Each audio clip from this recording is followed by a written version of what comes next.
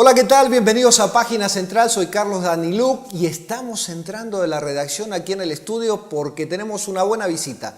¿Por qué? Me refiero a Jorge Ramírez Hernández, quien es presidente de la Coparmex aquí León, donde vamos a hablar del tema de los salarios. Entre otras cosas también vamos a preguntarle qué opina la parte empresarial con el tema de inseguridad, pero lo importante, el salario. ¿Qué va a pasar en este segundo semestre? Hay buenas noticias, pero sobre todo hay una gran intención de homologar el tema que es muy importante, que es el del bolsillo suyo y el mío y el de todos los mexicanos. En un instante más, aquí en Página Central. Acompáñenos.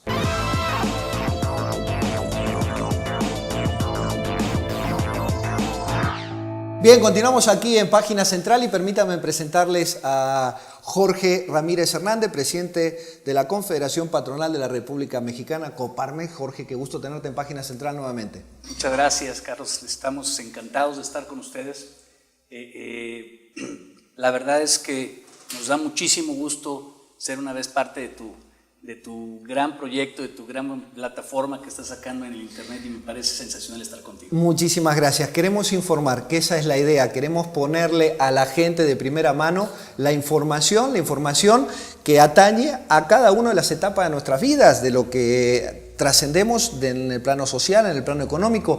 Pero te invitamos en esta oportunidad para poder hablar de este tema que es muy importante, que es lo del salario mínimo. Sabemos que la Coparmex y a través de todas las cámaras empresariales están haciendo un gran esfuerzo para encontrar algo que hace años se está pidiendo, que es equidad, que alcance el dinero, que alcance el salario diario que no alcanzan los mexicanos. ¿Cómo está este proyecto? Mira, se oye medio raro.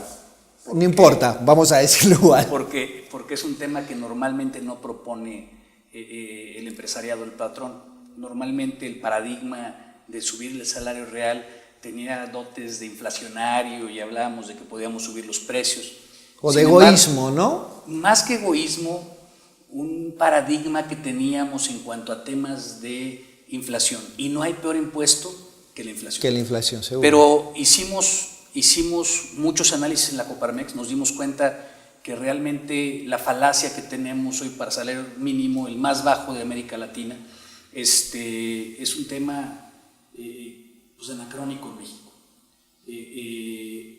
Nadie paga el salario mínimo, hicimos una encuesta a nivel nacional entre los organismos, las empresas, y prácticamente nadie paga el salario mínimo. Entonces, ¿qué significa? Que es una simple referencia. ¿Por qué nadie lo paga? Porque sería muy importante, lo estás aclarando, tú dices la parte inflacionaria. Porque 70 pesos, 490 pesos a la semana no alcanza para sobrevivir. Obvio. Entonces, ¿qué sucede? Nosotros lo que estamos proponiendo, se propuso en enero subir 10 pesos a 80 punto y cacho, 80.49 creo. Ese salario subió 2,5%, 3,5% arriba de la inflación. Así es. Pero no es suficiente. Entonces, ahora, hace un par de meses, otra vez reunidos en la Confederación, decidimos hacer un estudio todavía más agresivo, pensando en llevar en el mediano plazo el salario mínimo a la línea de subsistencia que marca el Coneval. De acuerdo al Coneval, trabajando 1.7 personas en promedio en familias de 2.1 personas, se necesitan 170 pesos diarios para mantener de ingreso entre el 1.7 promedio, sí, para mantener una familia. Entonces el objetivo es llevar de aquí al 2030. ¿Una familia de 4? Sí. De 5. Con 2.7 descendientes. O sea, es el promedio de familias reales. ¿Qué pasa? Se habla mucho de que hay muchísimas familias que los mantiene la mamá porque son madres solteras, porque su marido se fue al norte, pero bueno, a fin de cuentas, tomando un escenario estadístico, se hizo esto, y lo que estamos buscando es que esta referencia suba para tres objetivos. El primero es buscar ir en contra de la desigualdad. Hoy uno de los temas más lacerantes de México es la gran desigualdad en temas económicos, en temas de educación, en temas de oportunidades, en muchas cosas, ¿no? Gente que tiene muchísimas oportunidades y cada vez es más poderoso y gente que tiene muy pocas oportunidades y cada vez tiene más desventaja. ¿Y qué significa? Que cada vez hay más diferencias. Eso hace que tengamos... La brecha se ha abierto muchísimo en los últimos años. Y tenemos un México totalmente polarizado y desigual. Sí, totalmente. Entonces tienes temas como la gran ansiedad, el gran enojo, el gran problema que tenemos de inseguridad determinado de que mucha gente le pagan 3, 4 mil, 5 mil pesos y matan a una persona. ¿Por qué? Pues porque necesitan ese dinero para subsistir. Entonces, ¿qué dijimos en la Coparmex? Bueno, tenemos que trabajar, trabajamos en educación, trabajamos en un entorno mejor, trabajamos en cuestiones como el Sistema Nacional Anticorrupción, pero también tenemos que trabajar en los ingresos de nuestros colaboradores y del pueblo en general. Entonces, subir a esa línea que teníamos ridícula del salario mínimo a términos que permitan por lo menos estar por encima, un poco más, o estar, ¿no?, por O encima estar de por esa encima. línea de esa línea de la subsistencia de que marca el flotación. Coneval. ¿Sí me explico? Para que sea el mínimo que realmente gane una persona, para que sí la gente gane el mínimo y con eso por lo menos viva. Y no vivamos o no mantengamos unos escenarios que no son reales. Antes, como estaban vinculados el salario mínimo a los impuestos o a las multas o a todo esto, entonces, pero hoy como ya se creó la UMA y claro, de alguna forma, pues ya puedes desvincular. Entonces, esa es la idea. La Coparmex quiere provocar que en los próximos 12 años tengamos un salario que garantice que una familia pueda vivir con eso. Jorge, yo tengo que el aumento sería de 12.68 pesos al salario mínimo, es decir, de 92.72 pesos diarios en el segundo semestre del año. De 80 a 92 pesos en junio. En junio. Bueno, en junio se hizo la propuesta, de hecho, la idea es que... pues ya estamos en julio. Sí, la semana pasada se convocó a la Comisión de Salarios Mínimos, a la CONASAMI, a la Comisión Nacional de Salarios Mínimos. Entiendo que están en el proceso de discusión para aprobarse en estos primeros. ¿Por qué queremos buscar que sea digamos, en medio del año? Normalmente estas negociaciones sean al principio o al final del año. ¿Por qué? Para que no hagan ruido con relación a las negociaciones salariales, sindicales, etcétera, etcétera. Entonces, con esto subes, le das otro estirón, ya subiríamos 22 pesos el salario mínimo en el año, porque los 10 pesos que se incrementaron en enero, más estos 12 pesos ya serían 22 pesos. Pero no nos queremos quedar ahí, queremos que cada año demos un estirón hasta llegar al nivel que te platicaba. Yo me imagino que dentro de esta revisión, de este cálculo, de estos promedios que tú hablas por familia y de ingreso, yo me imagino que la curva va a llegar a un punto, ¿a qué año que equiparemos a decir que la flotación estamos encima? Nuestro objetivo es que para el 30 tengamos nosotros alineados en pesos constantes, independientemente de lo que sube la inflación, en pesos constantes el nivel que marca como básico la Coneval. No es muy largo, Jorge, hasta el 30, o sea, son lo que 12 sucede, años. Sí, sin duda, cada una de las empresas tiene que buscar que sus colaboradores vayan creciendo y en la medida que logremos captar más trabajadores al mercado formal, sí, lograremos que vayan generando esta inercia.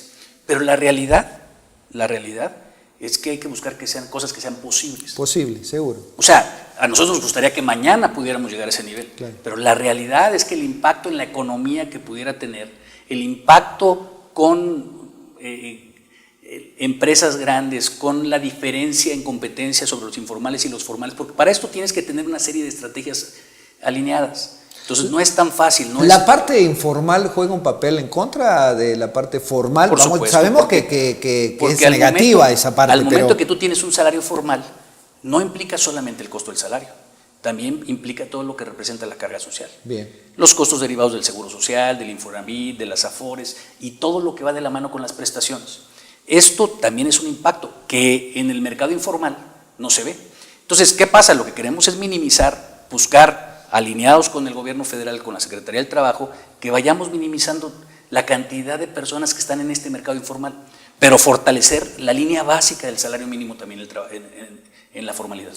Jorge, espero no ponerte en aprieto, pero me gustaría rebotar algunas ideas que a veces platicamos. Me refiero a que tú como empresario, Coparmex, la vinculación de la parte de la iniciativa privada, Cuando hablamos de inflación, yo entiendo que esto se quiere hacer parejo de tal suerte que no haya un índice inflacionario que se vaya por las nubes o que genere una desestabilización. Eso está claro. Ahora, cuando nosotros vemos que el Banco de México da el índice inflacionario de un 6, un 5, un 6, un 7% para el año calculado, etcétera, más, punto menos, pero cuando vemos que en la realidad la canasta básica, su aumento rebasa el 25 y hasta el 30%, ¿cómo hace la gente? Porque mucha gente me ha preguntado, me dicen, oye, la inflación es tanto, pero resulta que es 7 veces más lo que realmente aumenta las cosas. ¿Cómo es inversamente proporcional esta situación en apreciación? Tenemos que revisar de dónde surge la información. Okay. El cálculo de la inflación está basado en un cálculo de una canasta básica, donde juegan ciertos productos para generar una canasta alimenticia. Es diferente la inflación, esta de la cual estamos hablando, que de la inflación al productor. Perfecto. Por ejemplo, o de la inflación en ciertos sectores. En la manufactura, en la manufactura, en la vivienda, ha habido incrementos que obviamente hacen que los costos se deriven, pero el cálculo, digamos que internacional, como se marca la inflación, tiene que ver con una canasta básica. Ahora, claro, eso es importante mantenerlo porque es lo que te permite compararte con años anteriores, ir siguiendo, y si cambias la mecánica o si cambias la metodología, lo pierdes el rastreo. Claro, claro. Pero sin embargo, tienes razón, nada más el tema del tipo de cambio. Porque sí me han dicho, perdón que te interrumpa, sí me han dicho la gente, me dicen, hey, pero la pagamos con el mismo dinero, ¿eh? Es una inflación por un lado y la otra inflación por el otro lado que se sale de esos productos, pero se paga con la misma lana, sí, con el mismo billete. Pero a fin de cuentas es un cálculo financiero. Claro. ¿Sí me explico? Es un cálculo estadístico, es un cálculo ya preestablecido. ¿Sí? No quiere decir, es que yo comparto que deberíamos de tener otro concepto como un índice que sea que el marcara, índice, ¿verdad?, de costo del productor. Sí lo existe, sí hay varios organismos que generan un índice de costo al productor y eso sí tiene una repercusión mucho mayor. En un cálculo que nos pasaron en la Coparmex hace 12 meses, hablaban de cerca de un 18% en ciertos sectores. 18% es una barbaridad. Si nosotros estamos comparándonos contra nuestros vecinos y nuestros mercados comerciales del NAFTA, por ejemplo, pues Estados Unidos tiene inflaciones muy por debajo del 5%. Entonces, ¿cómo puedes competir si tú año con año estás encareciendo los productos, obviamente, y te dificulta la competencia en el mercado, ¿no? La libre competencia. Sin embargo, el tipo de cambio vino a compensar eso. Bien. Jorge, otro tema, tengo que tocar los temas de la inseguridad que estamos viviendo. ¿Cómo? Porque entre 20 y 35 millones de pesos se pierden al año los empresarios dentro del sector curtidor. Esto lo decía Pedro Camarena, presidente de la Cámara de la SICUR, de millones de pesos que se pierden. ¿Cómo está pegando este tema de la inseguridad? No vamos a hablar del origen porque ni tú ni yo tenemos en estos momentos la respuesta y cuál sería la solución. Yo creo que la solución está en el conjunto, en la suma de esfuerzos. Ahora bien, ¿cómo repercute negativamente en el sector privado, en la parte empresarial, este tema de inseguridad que está poniendo en riesgo? Todos estamos arriesgando, cada vez que salimos a la calle, todos estamos arriesgando nuestras mercancías, nuestros productos, nuestra logística. ¿Cómo le está pegando al sector privado? Mira, de hecho es un tema muy importante. Varios medios escritos han puesto en sus primeras páginas que el costo de la inseguridad es un freno que tiene Guanajuato. Y sí es cierto. Sí es cierto, el tema tiene sobrecostos por controles de seguridad, tienes menos inversiones derivadas a la certidumbre de seguridad y por otro lado también tienes muchos costos derivados de la propia mecánica de atender, ¿no? De actos mismos de la seguridad. Que antes no se cargaban a un producto final. Que actos que no tienen. Eso obviamente te quita competitividad. Pero lo más importante no son esos costos, sino es la tranquilidad. Uno en la vida trabaja para tener una mejor calidad de vida. Seguro. Para poder estar tranquilo, para poder estar con tu familia, para poder desarrollarte, empujar a tu negocio. Y si tienes la inseguridad que va de la mano, no te permite trabajar, entonces eso no tiene costo. Eso es más caro que cualquier impuesto que puedas tener. Por eso nosotros hemos trabajado mucho y estamos empujando mucho para tratar de trabajar sociedad y gobierno sin quitarle la responsabilidad a la autoridad, porque a fin de cuentas por eso votamos por ellos, para que ellos den las determinaciones y reduzcamos los índices de seguridad tan graves que tenemos. Hoy la cantidad de homicidios que vive León, que vive Guanajuato, son nunca vistos. Sí, no, nunca visto, estadísticamente nunca visto. En los últimos 6 años ha subido 10 veces el índice de homicidios. Es algo fuera de lo común, de lo extraordinario. Platicando con Álvaro y con Carlos Amarripa, ellos tratando de dar cifras y justificaciones, pero les dices, oye, es que no hay manera de no asustarse derivado de las cifras que tenemos.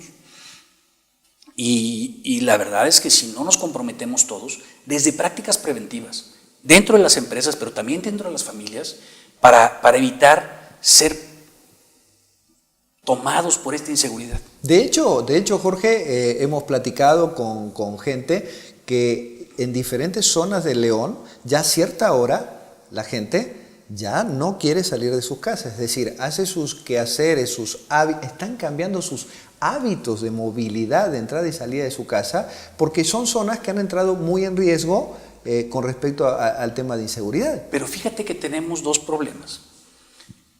Nosotros, al mirar en el corto plazo y al empezar a hacer fraccionamientos completamente cerrados, con cámaras de vigilancia, donde entran los visitantes y les abren las cajuelas para revisarles si se roban o no cosas, etc. Es una agresión constante. Totalmente. Que estás haciendo sobre tus vecinos, tus paisanos, tus compañeros, ¿Y qué sucede? Entonces se genera más un ambiente de diferencia, un ambiente de enojo, de desigualdad. Y entonces, ¿qué sucede? Que por protegerte mucho se polarizan los puntos. Se polariza el tema y cada vez se genera más inseguridad. Entonces tenemos que trabajar también en esa reconstrucción del tejido social, cambiar nuestras políticas públicas en ese sentido y tratar de tener una mayor convivencia. Obviamente se tiene que trabajar en el largo plazo en temas de más ingresos, de más oportunidades, de más educación, pero en el corto plazo también se tiene que trabajar en temas de impunidad. Hoy no es posible, que sí es cierto, cada vez hay penas más duras para los delincuentes, pero ¿de qué te sirve que suban las penas si hay una impunidad del 98%? ¿Qué pasa? Me platicabas de tu hija. Voy a suponer que se porta mal o que reprueba una materia en la universidad y le pones un castigo. Le dices, en esta ocasión no sales el fin de semana.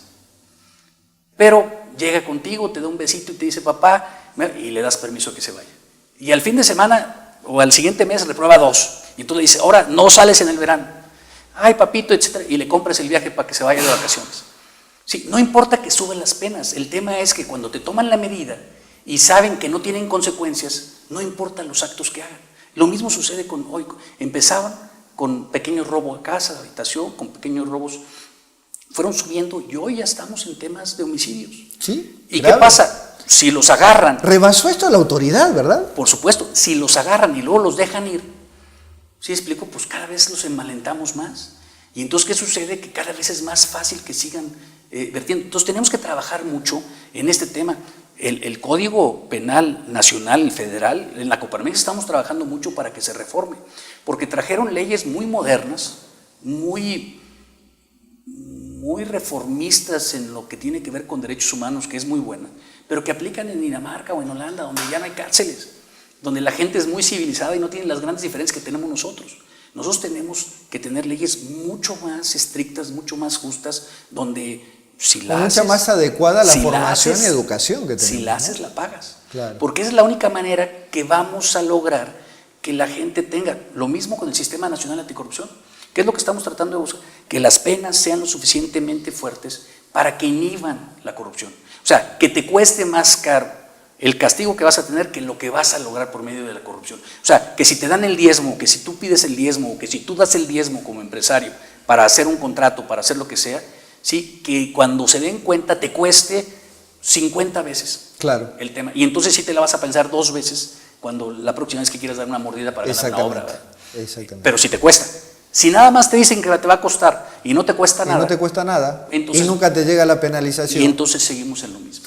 Yo digo que sí, entonces nos está rebasando ese tema. Pero tú lo ves positivo, tú ves que vamos en un camino de que se pueda esto mejorar. Mira, yo soy optimista y no me gusta ser inocente.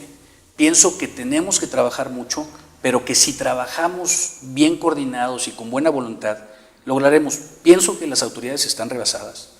Pienso que no han dado los resultados que podríamos esperar o que estábamos esperando los ciudadanos, pero que tienen buena voluntad y que lo que necesitan es más respaldo y más apoyo de la sociedad para poder trabajar juntos y lograr mejores resultados. Y creo yo que estos resultados se van a ir dando, sinceramente así lo pienso, pero de que estamos en un momento crítico y que necesitamos hacer algo urgentemente, es un hecho.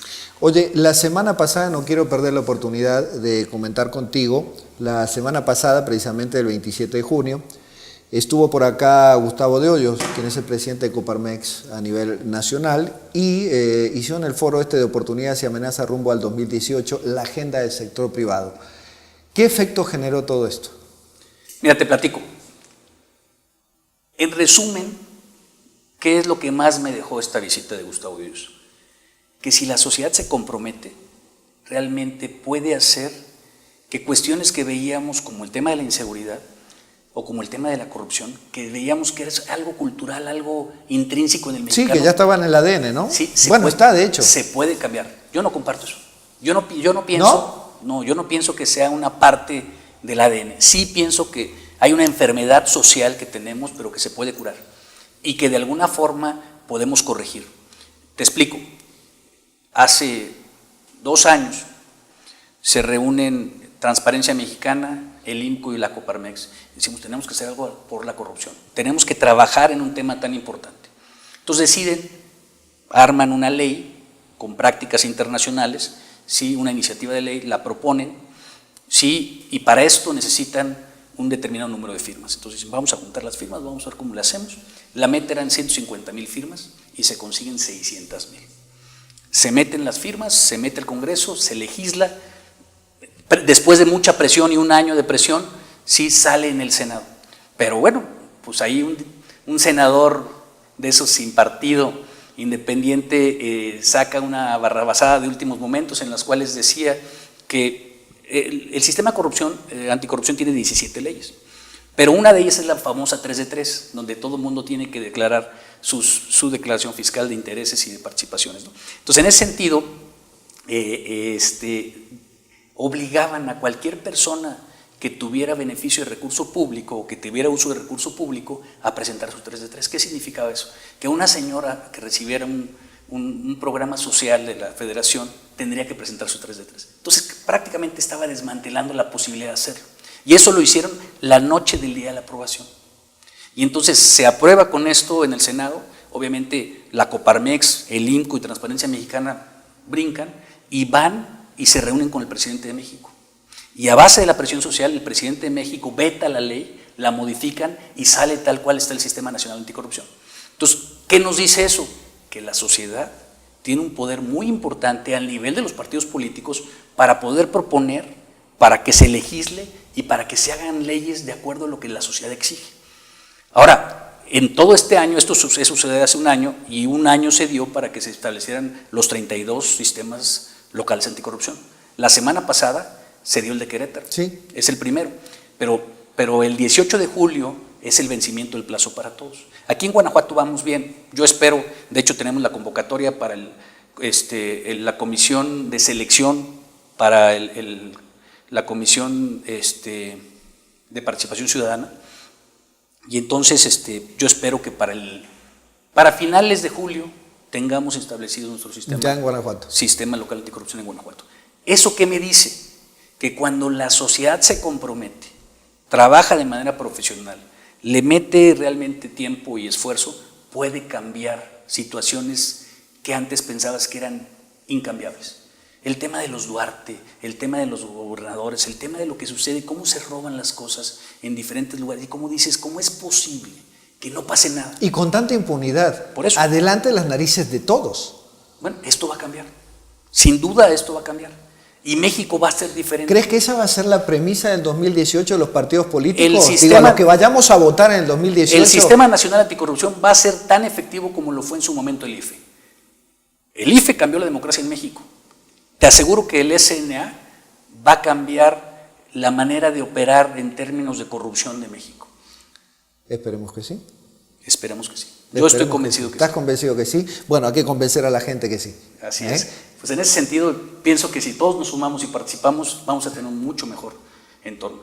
Jorge Ramírez, muchísimas gracias por estar en Página Central. Al revés, muchas gracias a ti, muchas gracias a tu. Nos vemos en la próxima. Nos vemos en la próxima con una más aquí en Página Central. Otro tema más, mañana no se lo pierda. No le quiero contar qué, mañana a primera hora se lo contamos por ahí. Sintonice nuestra página, por acá estarán pasando nuestras redes sociales. Síganos, súmese para poder estar un poquito mejor informado. Hacemos un gran esfuerzo para lograr ello. Nos vemos en la próxima. Pásela bien. Gracias.